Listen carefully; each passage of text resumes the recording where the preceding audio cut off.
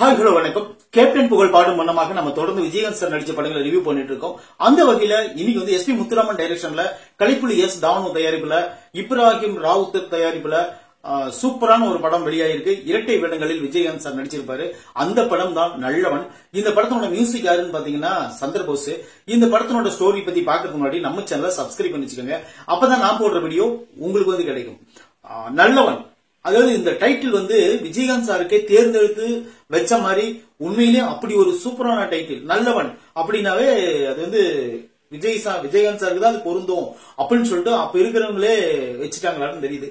அதுதான் இந்த படத்தினோட பெரிய மூலதனமே.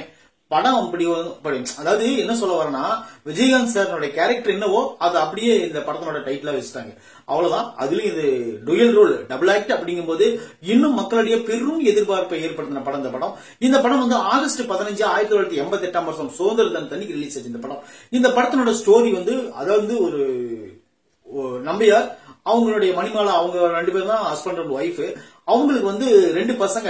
ஒரு பையன் வந்து ராஜா, இன்னொரு பையன் வந்து பாத்தீங்கன்னா குரு.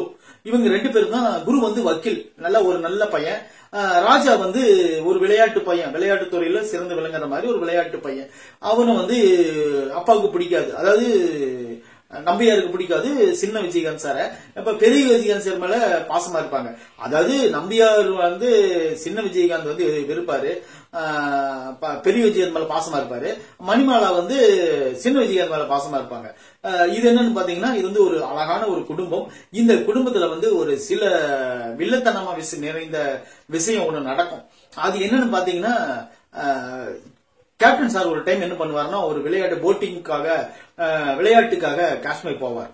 அங்க போனோடனே அவரை ஒரு கும்பல் கடத்திட்டு போய் வச்சுக்கணும், நீ ஒரு கொலை பண்ணிருக்கிற, அந்த கொலையை வந்து மறைக்கிறதுக்கு ஒரு 10 லட்சம் ரூபாய் நீங்க எனக்கு தரணும், அப்ப தந்தாதான் நான் உங்களை வந்து விடுவேன் அப்படின்னு சொல்லிட்டு கிட்டி பயமுறுத்துவாரு. பயமுறுத்தின உடனே இவர் என்ன பண்ணுவாருன்னு பாத்தீங்கன்னா, ஆஹா நம்ம வந்து அண்ணன் நினைச்சுக்கிட்டு நம்ம மேல இவங்க பழி பண்றாங்க, அதனால நம்ம அண்ணன் ஆல்ரெடி காஷ்மீருக்கு வந்து ஏதோ ஒரு தப்பு பண்ணிருக்காருன்னு மனசுல நினைச்சுக்கினேன், நான் உங்களுக்கு வந்து இப்படியும் ஒரு வாரத்தை ஒரு மாசத்துக்குள்ள நான் வந்து உங்களுக்கு கடன் அடைச்சிடுறேன், அதனால என்ன விட்டுருங்கன்னு சொல்லிட்டு வந்துருவாரு கேப்டன். வந்த உடனே அதுக்கிடையில இங்க வந்து கஸ்டம்ஸ் கலெக்டரா இருக்கக்கூடிய நம்ம ராதிகா, அவங்களுக்கு வந்து துணையா இருக்கக்கூடிய வாணி விஸ்வநாத், இவங்க ரெண்டு பேரும் என்ன பண்ணான்னு பாத்தீங்கன்னா, ராதிகா வந்து அதாவது அண்ணன் விஜயகாந்த் குருவை வந்து மேரேஜ் பண்ணிக்குவாங்க. அரேஞ்ச் மேரேஜ் தான், பொண்ணு பார்க்க வந்து மேரேஜ் பண்ணிக்குவாங்க. வாணி விஸ்வநாத் வந்து துணையாளராக இருக்கக்கூடிய அவங்க என்ன பண்ணாங்க பாத்தீங்கன்னா, விஜயகாந்த் சாரை லவ் பண்ணுவாங்க. ஆல்ரெடி அவங்க ரெண்டு பேரும் கமிட் ஆயிடுவாங்க. இப்ப இவங்களுக்குள்ள இதான் நடந்துட்டு இருக்கும். இப்ப வந்து அந்த கொலைய விஜயகாந்த் சார் தான் பண்ணிருப்பாரு அப்படின்னு சொல்லிட்டு இவரு ராஜாவே நினைச்சுக்குவாரு. நினைச்ச உடனே அவர்கிட்ட வந்து கேட்கும் போது அவர் சொல்லுவாரு சில விஷயங்களை, அங்க என்ன நடந்துச்சு, அது உண்மை என்ன நடந்துச்சுன்னு சொல்லுவாரு. அதை கேட்டுட்டு அந்த பிரச்சனையிலிருந்து சின்ன விஜயகாந்த் சார் வந்து பெரிய விஜயகாந்த் சாரை எப்படி காப்பாத்துறாரு அப்படிங்கறதா இந்த நல்லவன் அப்படிங்கிற படத்தினோட மொத்த கதையே. இதுல வந்து கேப்டன் விஜயகாந்த் சாரை பத்தி சொல்லணும்னா என்ன சொல்றதுன்னு எனக்கு தெரியல. மனுஷன் டான்ஸும் சரி, இந்த படத்துல உண்மையில டான்ஸ் ஆடிருக்காருங்க, வேற லெவல் டான்ஸ். வெற்றி மேல வெற்றி தான் நம்ம கையில அப்படிங்கிற ஒரு சாங் இருக்கு, வேற லெவலு. அப்புறம் இன்னொரு சாங் எனக்கு பர்சனலா பிடிச்ச சாங் வந்து வான்மேகம் பூத்துவும் அப்படிங்கிற ஒரு சாங், சூப்பர் சாங், ரெண்டுமே வேற லெவல். இன்னொரு விஷயம் ஸ்பெஷல் விஷயம் என்னன்னா, இந்த படத்தினுடைய பாடல்கள் எல்லாத்தையுமே தானு தான் எழுதியிருப்பாரு, கலைப்புலி தானு அவர்கள் தான் எழுதியிருப்பாங்க. இந்த இதுல இப்ராஹிம் ராவுத்தர் வந்து இந்த படம் வந்து பெரிய அளவுல எடுத்தாச்சு, பெரிய பொருட்செலவில் எடுத்தாச்சு. இந்த படத்தை எப்படி ரிலீஸ் பண்ணணும் அப்படின்னு நினைக்கும் போது இப்ராஹிம் ராவுத்தர் வந்து பயங்கரமா ஒரு ஹெல்ப் பண்ணி நம்ம கேப்டன் படம் வெளியே வரணும் அப்படிங்கிறதுக்காக போராடி இந்த படத்தை வெளியே கொண்டு வந்தாரு. ஆகஸ்ட் 15 திட்டம் போட்டாங்க இந்த படத்தை வெளியே விடணும் அப்படின்ட்டு.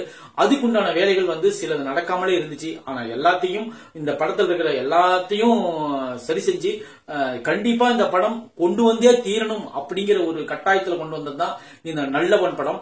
விஜயகாந்த் சாருக்கு பெரிய புகழும் பேரும் வாங்கி கொடுத்த படம் இந்த படம். இந்த படத்துக்கு அப்புறம் தான் விஜயகாந்த் சாருடைய கெப்பாசிட்டியே கொஞ்சம் உயர்ந்தது. அதாவது இதுக்கு முன்னாடி அவருக்கு இருந்த கெப்பாசிட்டி விட இப்ப வந்து இவர் விஜயகாந்த் சாரை வச்சு எடுத்தா ஒரு ஆக்ஷன் படம் வேற லெவல் எடுக்கலாம் அப்படிங்கிற ஒரு நம்பிக்கையை கொண்டு வந்த படம் தான் நல்லவன். இதுல வந்து முக்கியமா சொல்லணும்னா, அந்த கோர்ட்ல வந்து ஒரு சீன் இருக்கும், ஆர்கியூமெண்ட் பண்ற சீன். அந்த சீனோட கேப்டன் பிரபாகரனோட அடித்தளமே, அந்த கோர்ட் சீன்ல பேசக்கூடிய அந்த அடித்தளமே இந்த படத்துல இருந்தா அவருக்கு ஸ்டார்ட் ஆயிருக்குன்னு நான் நினைக்கிறேன். ஏன்னா அந்த அளவுக்கு ஒரு ஆர்கியூமெண்ட் ஒன்னு பண்ணுவாரு, 2 டைம் வரும் அந்த ஆர்கியூமெண்ட். உண்மையிலேயே அது வேற லெவல் இருந்துச்சு. எனக்கு பர்சனலா அது சூப்பரா இருந்துச்சு. இன்னொரு விஷயம் பாத்தீங்கன்னா இந்த படத்துல கிட்டி தான் இந்த படத்துல வில்லன். கிட்டினா யாருன்னு உங்களுக்கு தெரிஞ்சிருக்கும். அவர் வந்து நிறைய படங்கள் இருப்பாரு. அவரு இந்த படத்துல வில்லன் பண்ணிருப்பாரு. வில்லனா பெருசா எதுவும் பண்ணலனா கூட, ஆனா அவர் வந்து ஒரு வில்லன், ஒரு 4 பேர் வச்சுட்டு காஷ்மீர்ல பறப்பாரு, எல்லாத்தையும் ஏமாத்தி பணம் பறிச்சிட்டு இருக்கிறது அவருடைய வேலை. ஆனா விஜயகாந்த் சாரும் ஏமாத்தி பணம் பறிக்கலாம் அப்படின்னு சொல்லிட்டு ஒரு போர்ச்செரி பண்ணுவாரு. இப்ப என்ன வந்து பாத்தீங்கன்னா, அவர் கொலை செஞ்ச அந்த பொண்ணையும் சின்ன விஜயகாந்த் சாரு சென்னையில பாப்பாரு. பார்த்த உடனே அதுக்கப்புறம் தான் அவருக்கு ஒரே டவுட்டா இருக்கும், என்னடா இது நம்ம அண்ணன் கொலை செஞ்சுட்டான்னு சொல்ற பொண்ணு இங்க இருக்கேன்னு சொல்லி அந்த இடத்துல ஒரு ஃபைட் இருக்கும் பாருங்க, மார்க்கெட் ஃபைட். அது வேற லெவல் தெரிக்க விடுற ஃபைட். அது போல இன்னொரு விஷயம் பாத்தீங்கன்னா, மஞ்சுவா நடிச்சிருக்கிற டிஸ்கோ சாந்தி அவங்கதான் இந்த படத்துல வந்து அந்த கொலை செய்யப்பட்ட பெண்ணை நடிச்சிருப்பாங்க. அது உண்மையிலே நல்லா, அதாவது இந்த கதைக்கு என்ன தேவையோ அது கரெக்டா கொண்டு வந்திருப்பாரு. எஸ்பி முத்துராமன் வந்து சாதாரண ஒரு டைரக்டரே கிடையாது.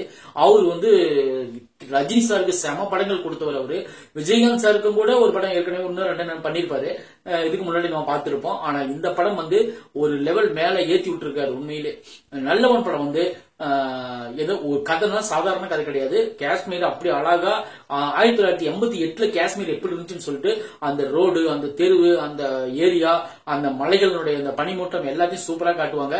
இன்னொரு விஷயம் என்ன பாத்தீங்கன்னா, அந்த படத்தினுடைய கிளைமேக்ஸ் வந்து அந்த சர்க்கிள் எல்லாம் வரும்போதெல்லாம் டூப் போட்டுக்கொண்டு எடுத்துக்கலாம். ஆனா அவர் டூப்பே போடல, அப்படியே தானா அப்படியே நடிச்சிருக்காரு.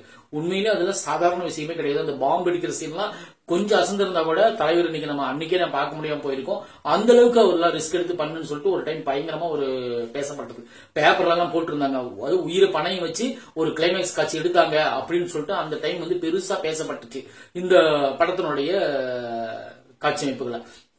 இன்னொரு பாத்தீங்கன்னா, அந்த ஓப்பனிங் சீன்ல ஒரு ஃபைட் இருக்கும். அதாவது என்னன்னா, ஒரு ரோப்பு தொங்க வச்சு காரை வந்து அந்த ரோப்ல நடுவுல அப்படி நிறுத்திடுவாங்க. 2 பக்கமும் ரோப் தொங்கிட்டு கார் நிறுத்திடுவாங்க. 4 பேர் ஏறிக்குவாங்க அந்த ரோப் மேல.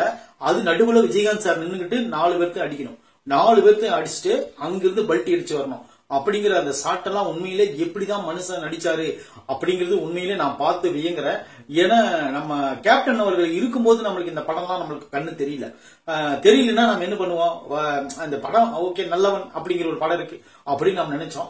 ஆனா அவர் எவ்வளவு இந்த அளவுக்கு உயர்ந்திருக்காருன்னா, நம்ம மனசுல இடம் பிடிச்சிருக்காருன்னா, அவர் எந்த அளவுக்கு இவ்வளவு ரிஸ்க் எடுத்து அவர் பண்ணிருக்கணும்னு நீங்க நினைச்சு பாருங்க. அந்த அளவுக்கு உண்மையிலே சூப்பரா பண்ணிருக்காரு. இந்த படத்துல டூயல் ரோல் நடிச்சிருக்காங்க.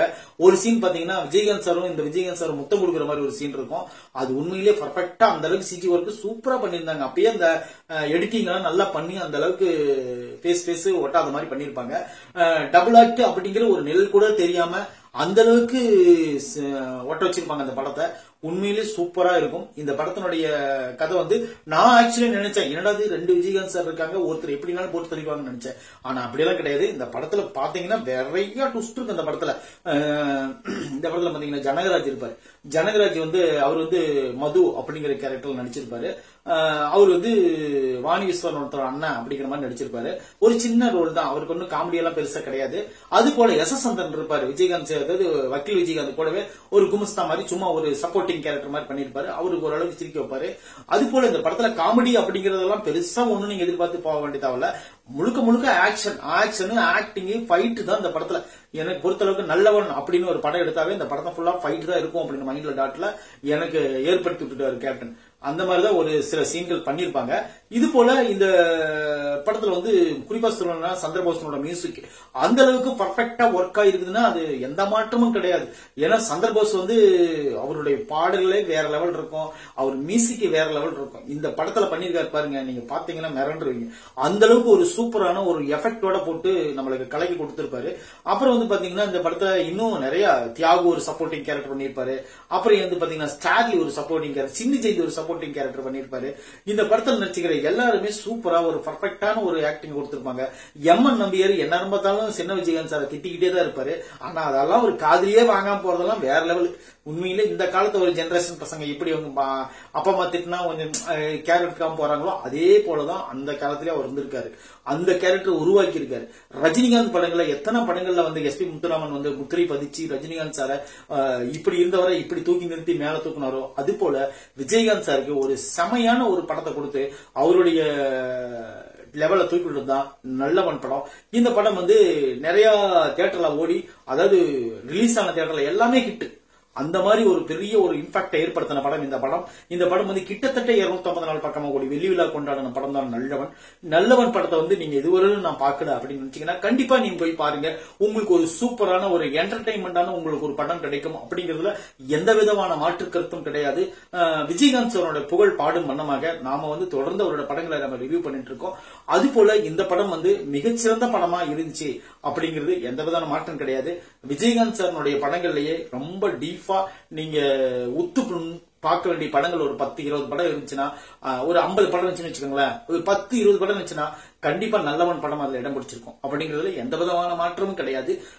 கேப்டனுடைய ஆக்டிங் அந்த மாதிரி ஒரு வெறித்தனமான ஆக்டிங், புரட்சி கலைஞரின் விஜயகாந்தின் நல்லவன் செம படம். நீங்க பாத்தீங்கன்னா உங்களுக்கு கண்டிப்பா என்ஜாய்மெண்டா இருக்கும். நன்றி.